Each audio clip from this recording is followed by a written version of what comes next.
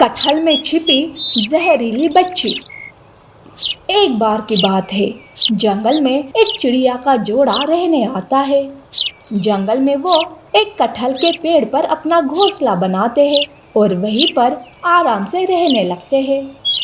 एक दिन चिड़िया अपने पति से कहती है, ये पेड़ ना बहुत अच्छा है, पर जब आप काम से बाहर जाते हो तो यहाँ से किसी की चिल्लाने की आवाज आती है।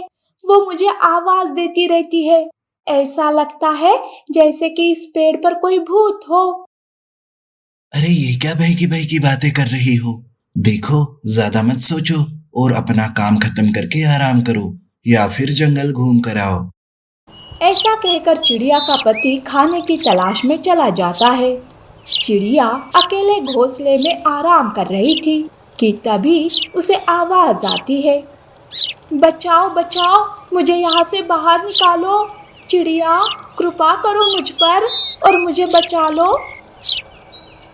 उस दिन चिड़िया ये आवाज सुनकर मन ही मन सोचती है, अब डरना बस हो गया।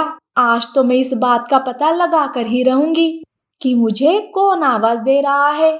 जो कोई मुझे डरा रहा होगा ना, आज मैं उसे छोड़ूंगी नहीं। ऐसा सोचकर चिड़िया पूरे कटहल के पेड़ को अच्छे से देखती है। वो पेड़ के हर कोने पर जाती है, हर कटहल के पास जाती है। पर जब चिड़िया सबसे बड़े कटहल के पास जाती है तो अचानक से उस कटहल से रोशनी आती है, जिससे चिड़िया भ्रमित हो जाती है। अरे वाह, ये कटहल कितना बड़ा है और इससे तो मीठी मीठी सुगंध भी आ रही है। चलो, मैं इस कटहल का स्वाद लेती हूँ। ऐसा कहकर चिड़िया उस कटहल को खाने लगती है। पर कुछ ही देर में चिड़िया बेहोश होने लगती है और वो पेड़ के नीचे गिर जाती है। उसी के साथ साथ वो कटहल भी नीचे टूटकर गिर जाता है। थोड़ी देर के बाद चिड़िया का पति वापस आता है, पर चिड़िया को घोंसले में न पाकर वो चिंतित हो जाता है। वो चिड़िया को ढूंढने लगता है कि तभी उसकी नजर चिड़िया पर जाती है। वो उसके पास आता है। अरे चिड़िया, ये क्या हुआ तुम्हें? होश में आओ, उठो। देखो, मुझसे ये मजाक मत करो, प्लीज उठो। वो उसे उठाने की कोशिश करता है, पर तभी चिड़िया का रंग बदलने लगता है। तब तो वो जोर जोर से रोने लगता है कि तभी वहाँ तोता आता है। वो देखता है कि चिड़िया के साथ साथ कटहल का भी रंग बदल गया है। तब वो कहता है, अरे ये देखो, इस कटहल का भी रंग बदल गया। इसका मतलब चिड़िया ने जरूर इस कटहल को खाया है। और हाँ, चिड़िया के इस हालत के लिए ये कटहल ही जिम्मेदार है।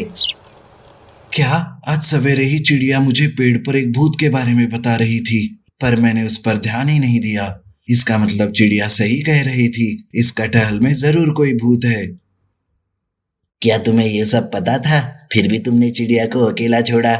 पर अब तो चिड़िया की जान बस उल्लू ही बचा सकता है, क्योंकि वो तांत्रिक भी है और वैद्य भी।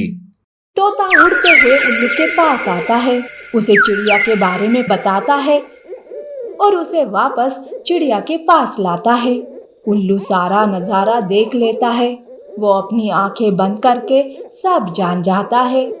उल्लू कटहल को छूने जाता है कि उसे जोर का झटका लगता है। तब वो कहता है, अब इस कटहल को एक मायावी हथियार से ही काटना होगा, तभी चिड़िया की जान बच सकती है। उल्लू महाराज, कुछ भी कीजिए, पर मेरी चिड़िया की जान बचा लीजिए। इसे कुछ हुआ तो मैं भी मर जाऊंगा। उल्लू कुछ मंत्र बोलता है, जिससे एक रोशनी प्रकट होती है और वो सीधे कटहल पर जा गिरती है, जिससे कटहल के दो टुकड़े हो जाते हैं और उससे एक कन्या बाहर आती है। आप सबका बहुत बहुत धन्यवाद, जो आपने मुझे इस कटहल से बाहर निकाला।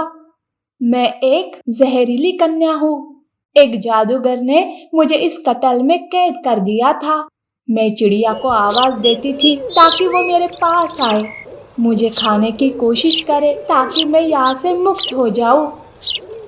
पर तुम्हारी वजह से देखो मेरी चिड़िया का क्या हाल हो गया। तुमने खुद को बचाने के लिए मेरी चिड़िया का बलिदान दिया। तुम बड़ी ही दुष्ट हो।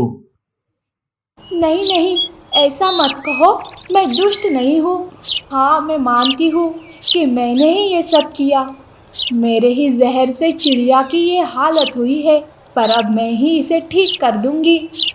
तब वो जहरीली कन्या अपने जादू से चिड़िया के शरीर से सारा जहर चूस लेती है। जैसे ही सारा जहर चिड़िया के शरीर से निकल जाता है, वैसे ही चिड़िया होश में आती है। उसका पति उसके लिए बहुत खुश हो जाता है। जहरीली कन्या सबका धन्यवाद करते हुए वहां से गायब हो जाती है। उस दिन के बाद से चिड़िया और उसका पति उसी पेड़ पर खुशी खुशी रहकर जीने लगते हैं।